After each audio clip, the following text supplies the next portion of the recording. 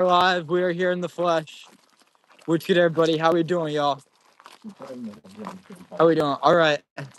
We are hiking up a mountain right now, and we are going to bring on my friend, Chris Tate, in just a moment. So, how we doing, everyone? How we doing? Can you guys see me all right? Can you guys hear me all right? Let me know, chat.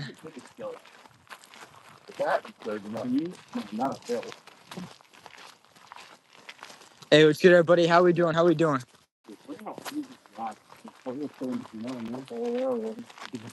How we doing, everyone? How we doing?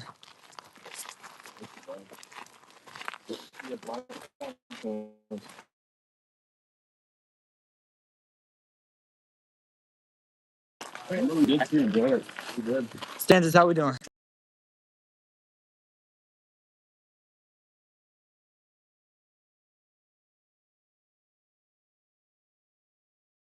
All right, here we go. Yo, it's good, Chris. Here we are. What's up, Chris? Good to see you, Joseph. Hello? They're waiting for one of you guys to die. Okay, they're waiting for I can't hear you that well. Can you hear me now? Is this working? Let me see here. Oh, wait, I gotta. All right, try again, please. Testing. All right, let's go. How you doing, Chris? Lovely. I'm doing well. How are you? I'm doing great. We're just we thought it would be fun to like kind of have a different scenery for the live stream today. So we're hiking up a mountain. Yeah. And it should be interesting. Yeah, I'm excited. What your plans are? Oh yeah. Well, yeah. How's your day been so far, Chris? Been good. I've been in meetings all day, teaching. I'm getting ready to go to a concert tonight, but yeah. That's really interesting. I didn't know you did. You taught as well. How long have you been at that for? Teaching online for 3 years now. I've taught music since like middle school. I had my most students like kind of right after high school. I took a gap year, and I had about 25 students that were all kind of doing cello and piano and other things. Wow. Huh. That's really interesting. Has like teaching, has that like kind of made you appreciate playing more, and has it gave you a different view on like overall just how you interact with what you do? I mean, yeah, totally. I also like I really like my online students right now, not only just because they are so driven and dedicated, but because like I'm still in school, obviously, but I take a lot of lessons like myself as a student, and so like just outside of school, like I'll hit up people that I admire to ask for private lessons, and they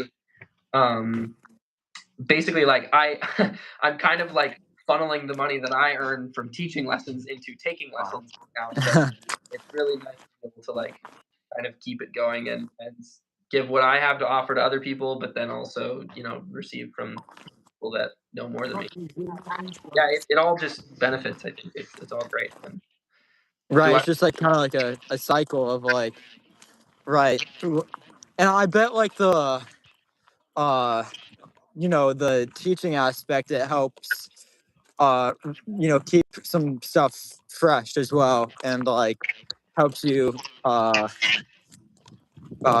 remind you of like some of the stuff that you're teaching as well. Oh yeah, no, and I have to like I can't fall into the trap of like trying to stay like 5 lessons ahead of my students. Like I have to be like super on top of things. I sometimes we'll have lessons with certain students where I'll teach them a solo just like note for note, and take the entire lesson and we'll break it down usually in a future lesson because it's a pretty like thing to go through with the student and teach them a whole minute worth of jazz bebop language and just repeat it back and just back and forth. It can get exhausting, but I realized like how well I have to know the solo in order to teach it in a way that they can pick it up. They don't have to, like, they will totally rely on me. Like when I play the solo, you know, they need to know that every note that I'm playing is correct, and I can't mess it up anytime that I play it. And that's definitely, it's shown me a lot. And then I have more to teach them. You know, we're done learning the solo together, analyze it together, and you know, sometimes I'll have revelations just teaching it about the solo that I didn't realize previously. So yeah, it definitely does pay back. That's what's up. Well, to switch gears a little bit here, people that come on these live streams, they said their name is Chris as well, and they like that your name is Chris Tate. It's the best name.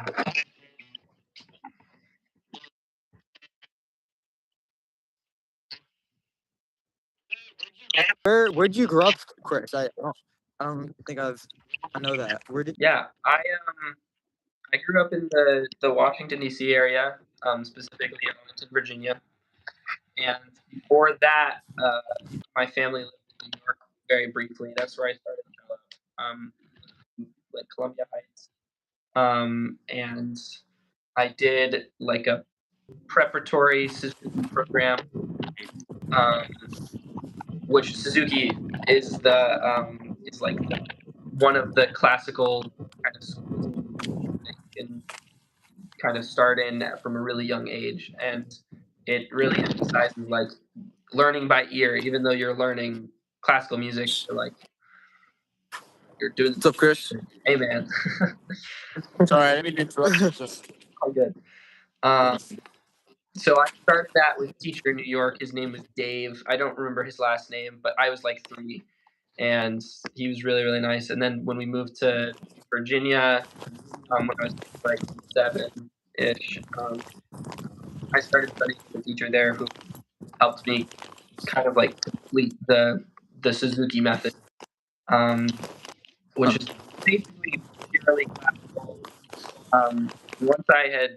Once I had worked through those books, it kind of was like turning point where it was like, well, now you get to choose which pieces you get to work on within the classical world. I was really drawn to like contemporary pieces. I didn't even know I liked jazz or like improvising really yet, but I was kind of chasing repertoire that I thought was really interesting within the classical world. And that's around the time my mom practiced with me throughout my entire childhood. That's really cool. That was around the time I was maybe like 13 when I finished the Suzuki method. And she like was like, from this point on, you're on your own. You got to practice. Like relearn how to do stuff because I was so dependent on her. I was so reliant, and I basically like I think back, like I basically quit the cello for like 2 years because I just had no self-discipline. It was all like totally forced on me, not in like a way that I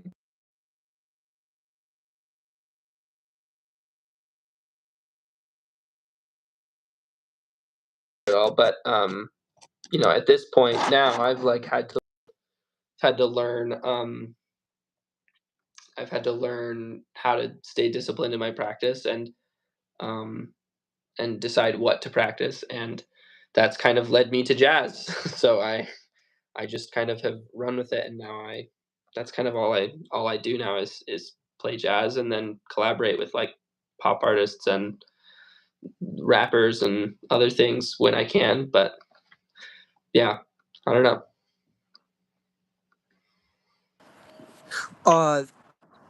So like you were talking about how you kind of got into jazz, and also you're saying you really were intrigued by like the contemporary style. Where would you say you are now with? Like, do you play more contemporary or more like jazz and old school pieces? You just cut out for a second. Can you say that one more time? Oops, my bad. I was saying you were saying that you were intrigued by the contemporary style, but you also played jazz and older pieces. Contemporary. I mean, as far as what I do now, I I definitely do like. I think it's really important, and I try to engage with the music of today. Like it's not as far as like what is like currently going on in the music scene. Like that is the most interesting stuff to me right now. Are the artists that are like actively doing things in the jazz world, in the pop world, even the classical musicians. Like it doesn't really matter. I think what type of music you play. I just really like a lot of the artists that are like actively doing stuff now. As a matter of study, almost every day I'm playing classical etudes, which were probably written in like the 1800s for all I know, and then like Wow. transcribing jazz artists from like the 1950s and 60s. So um, I like the study of old music, but as far as what I want to play and as far as what I actively do play, I'm usually playing stuff, from today, like working. I just yesterday I played a concert with a singer songwriter who writes original music, and I basically just got to be part of the band. There was a guitarist, there's a bassist, there's a drummer, there's a pianist, but then I got to be a cellist, and there's when the band makes space for you, you can take it and do things that none of the other instruments can do, but you have to be kind of like informed on like how to exist in that band dynamic, and you have to know how your instrument works. So you probably had to study classically at some point to understand like how to use the cello in a more expressive and versatile way. Yeah. Okay. Right. That's cool that you like seems like you're very versatile. You reach a lot of different genres, and you're like a real like artist. Like you don't just like play one type of style, or so that is cool being adaptable like that. I have a lot of respect for people that can do that. Sure.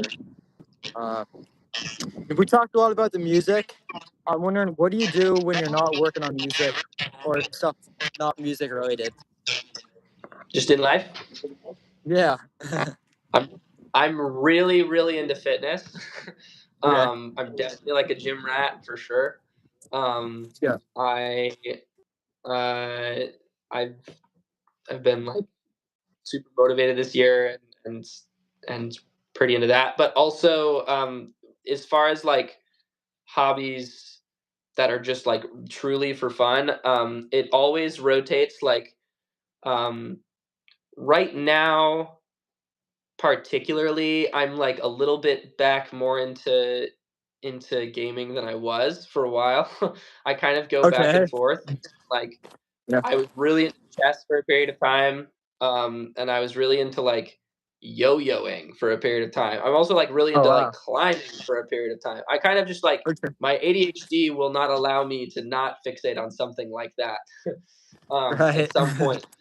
But the fixation like recently has been like Balatro. I don't know if you know this game, but I've been really really into that, and then kind of switched back and forth between other games.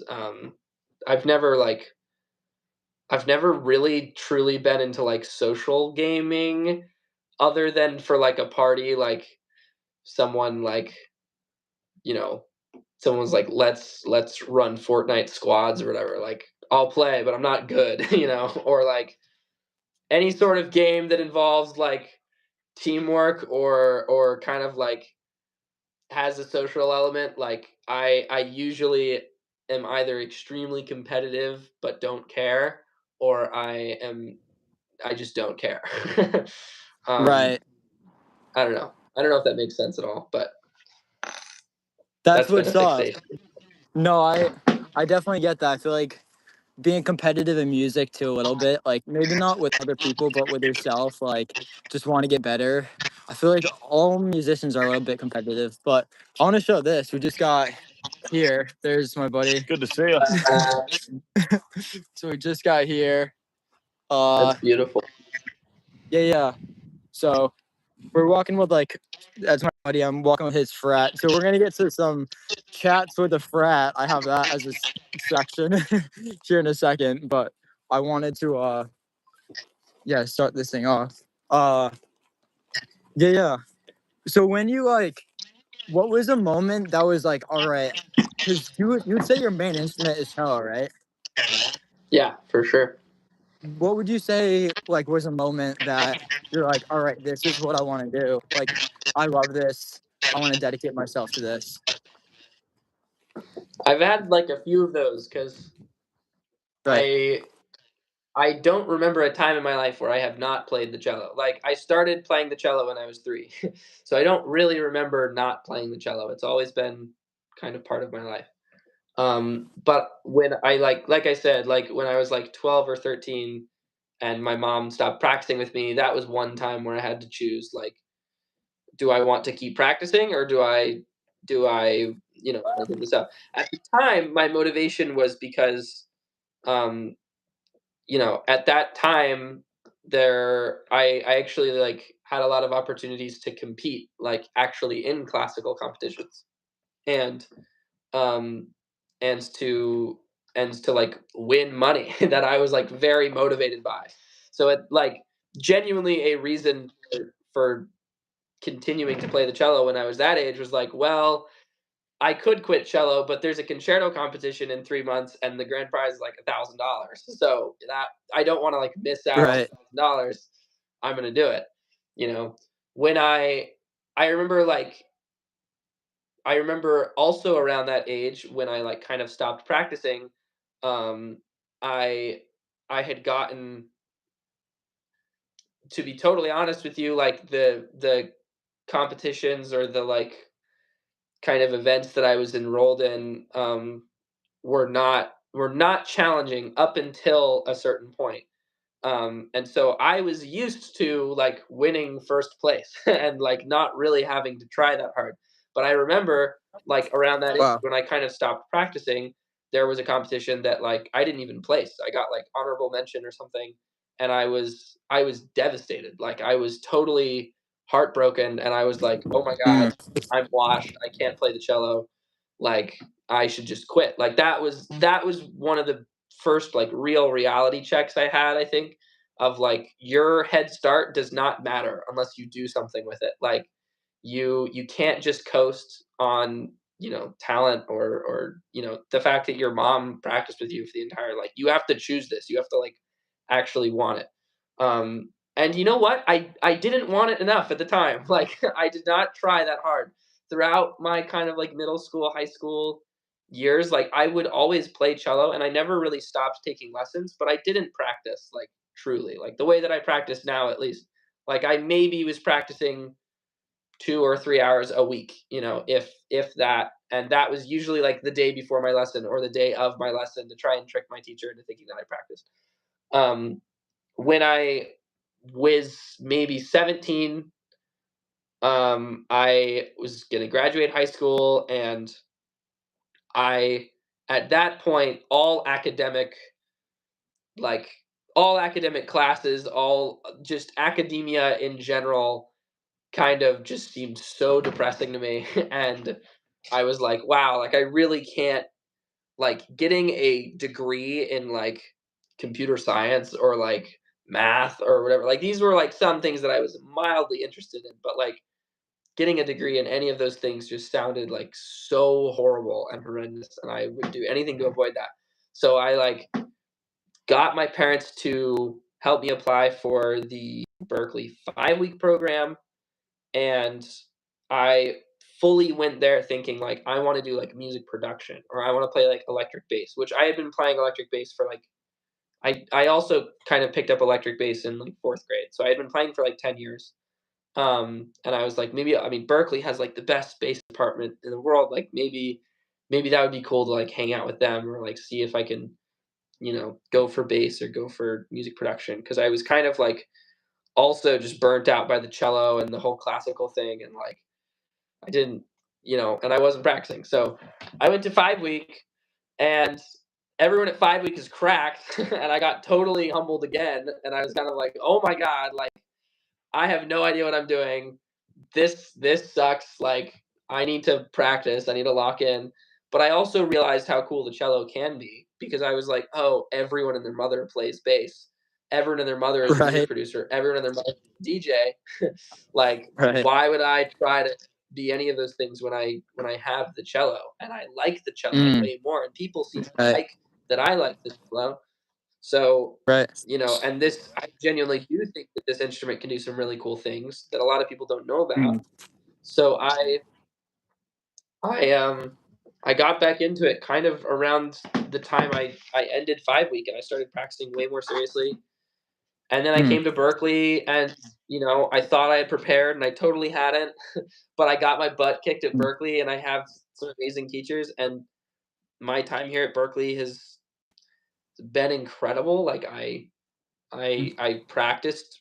I practice now more than I ever have in my entire life, and I think I see, like, very clearly, like, how to get where I want to be, even if the journey is really hard and it's really long. I think it's just given me the tools to, like, really feel confident in the choice that I've made to keep doing it. So That's cool. like, I question every day if I'm making the right decision to, like, fully commit to the cello, and I'm not going to classical conservatory. I'm going to, like, Berkeley, which has no classical training whatsoever. Like, they're not going to teach you how to play the cello. Like, for classical, they're going to teach you, like, jazz harmony and stuff. So making that decision is really hard. It actively is very hard, but I 100% believe in it now, and I try to reaffirm that as much as I can. I don't know if that makes sense, but No, yeah, definitely, like, when you fully commit yourself to something, you're like, wait, like, is this the right decision? I've definitely had those moments where it's like, what am I? Like, what am I even, like, doing? Because sometimes I question, should I put all my effort into one thing? Because I kind of spread myself a little thin, because I do some other things. But we talked a lot about the music. I really loved all what you had to say as well about, like, those humbling moments, because I feel like everyone kind of has that. Maybe they don't even do music, but let's say they play a sport or something, and they have those moments. I think that's really interesting. I like how you mentioned that. All right, so we have underrated versus overrated. I'm gonna maybe want to see if some of the guys want to jump in on this one as well to make it interesting and see what happens here. So, yeah, give me one.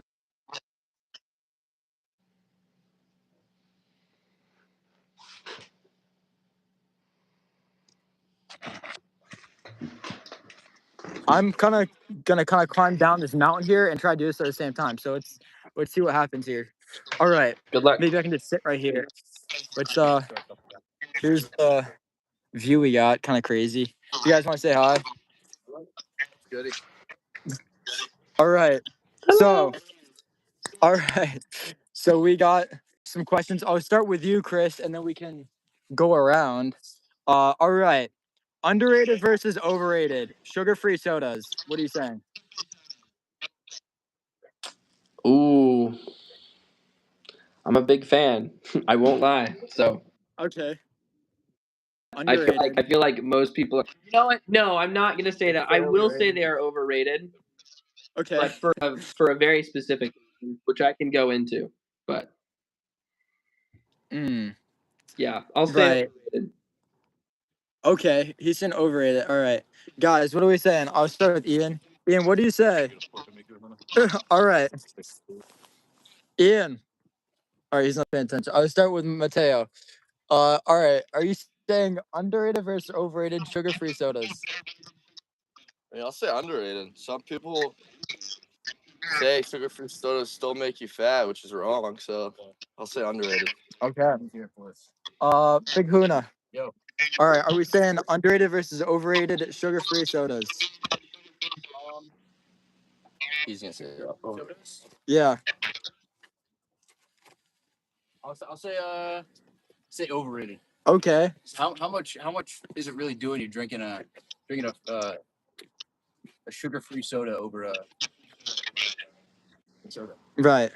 All right, Ian is busy, but okay. All right.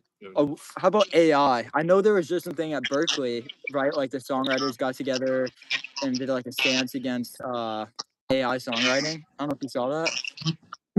That's interesting. What do you say about underrated versus overrated AI? So broad. That's such a broad question. What specifically are you asking? I mean, I mean, it is kind of broad. I don't know. I was just saying in general. Like, do you think, or you can do like, properly rated. If you want to expand on that, maybe you can break it down if you'd like. What are you saying? What are you saying for sodas? Oh my god, look at the talk. I would say underrated. Underrated? Yeah. Coming at us. I got it. Wow. Oh, that's beautiful. I have it. Oh my. Yes. Yeah, I think Post one of those on I your think story. maybe if I had to generalize, like overall, like it's overrated. You know, I don't know how it would be underrated. I don't know how.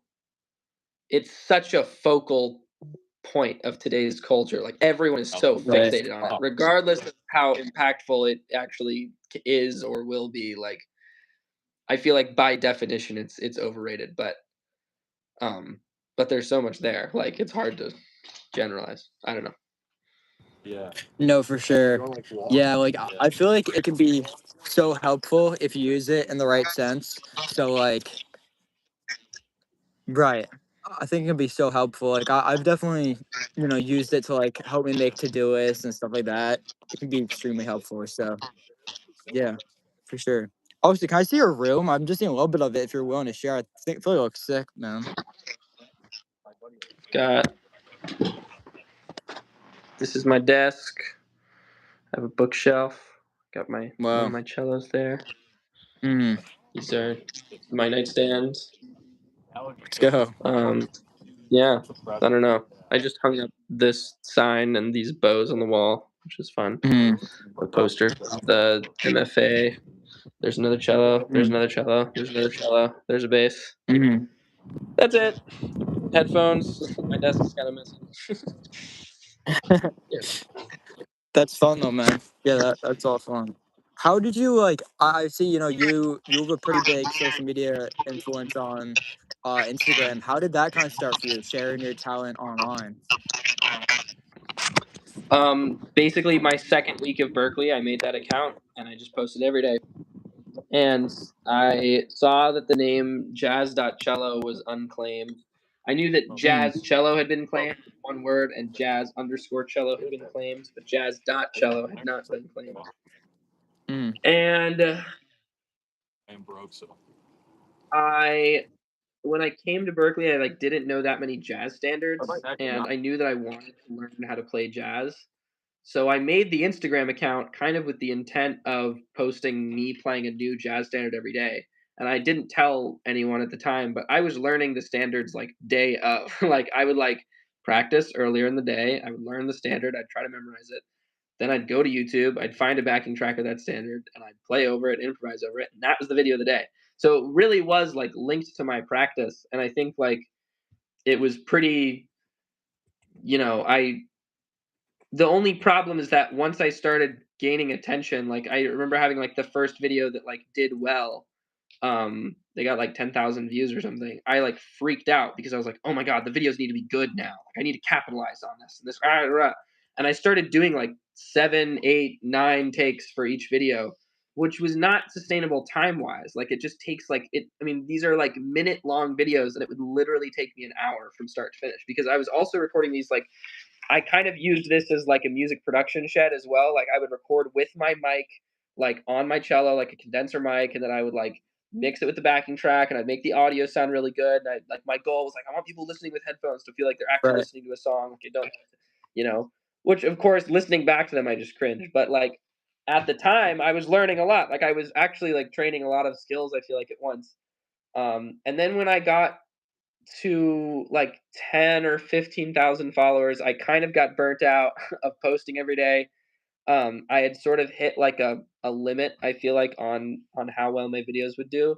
And so I took a really long break and I just practiced. I kept practicing and I kept doing Berkeley things. But I came back to it for a period, and I gained another like 10K. It's just like posting every day. Like I just kind of went back on it, and then this Wow. last December I was at like 25K.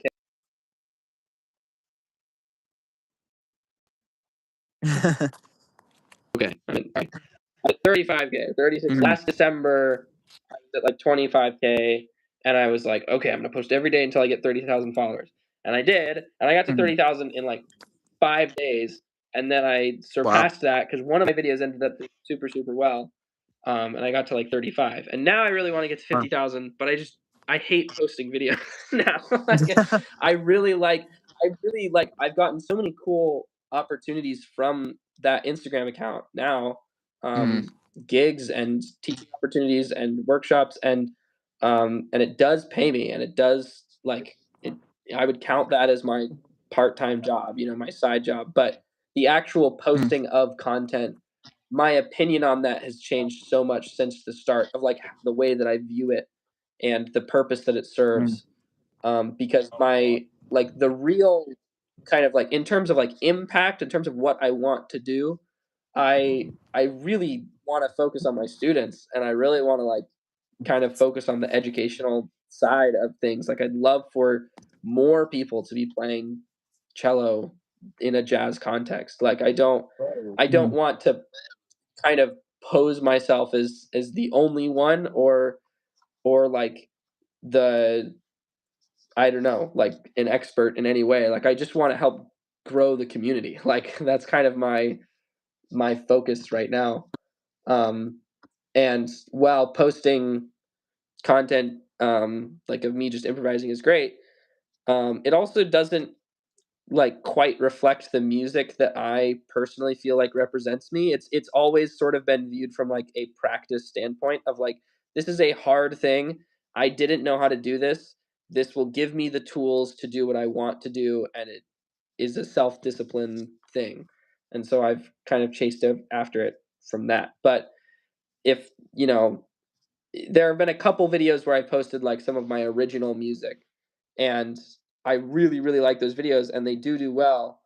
But I think like if I were to do another push to like get a bunch of followers or to try and grow the account, I would probably want to do that with original music now, and kind of focus on like showing people kind of my personality now. Now that I've kind of like done all the bebop standards that I learned like my first 2 years at Berkeley or whatever. And there's so much more to learn, but I don't know. I have such mixed feelings about it right now.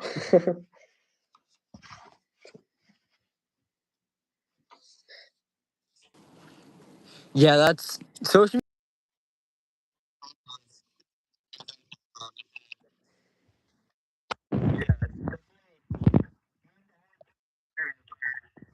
doing the music aspect and then being able to turn that into a community. So that's really amazing being able to do that. We haven't really interacted with the chat here a little bit. Sorry, rain coming down, but yeah, chat. Do you guys have any questions for Chris before we go into the game section of the live? One person did ask if I write my own music. Any or questions for other Chris, pieces. y'all?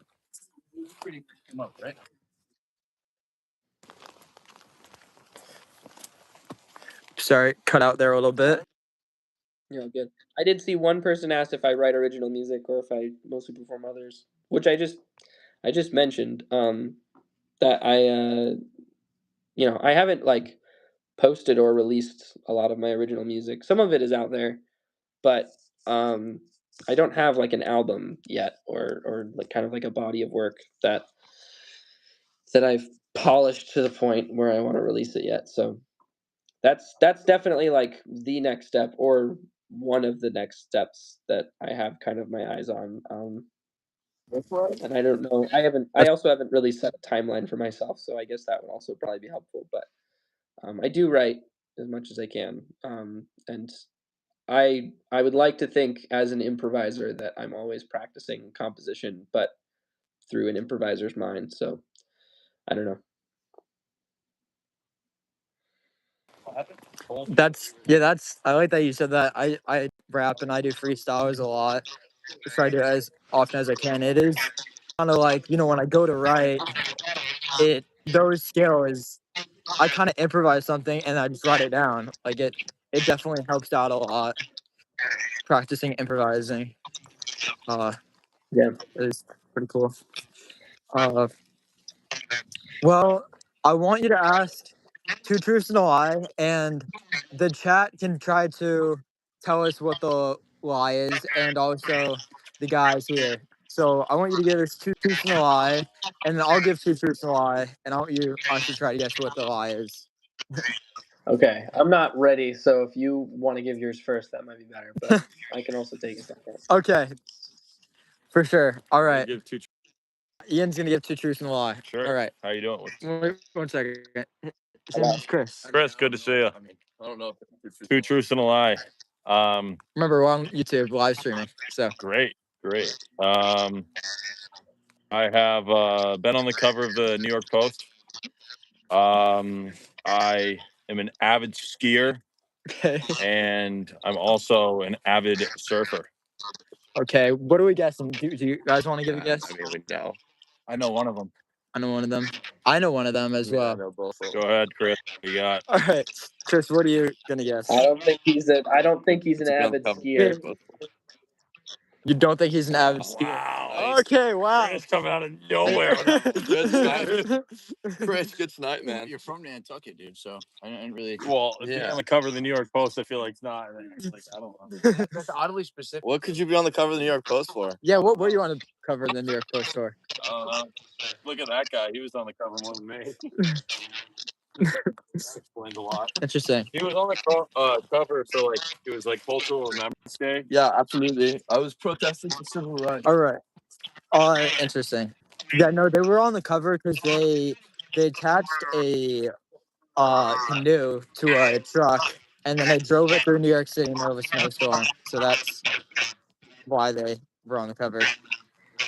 Do you have your 2 truths and a lie? Me? Yes. I've been thinking about it.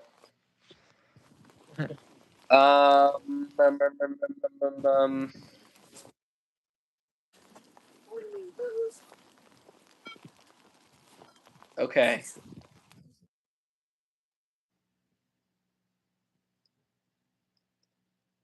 Okay. 2 truths and a lie.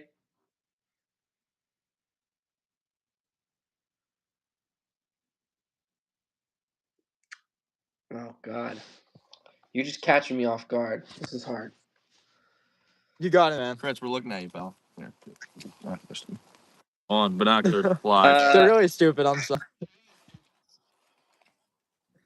I'm staring at Okay, your soul.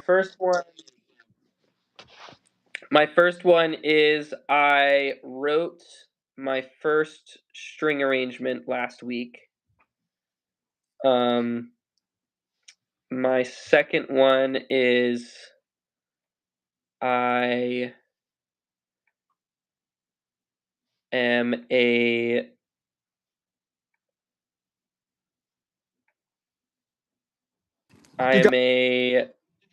top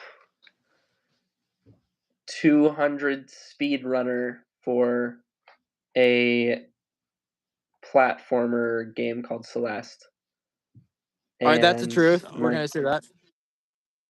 My third one is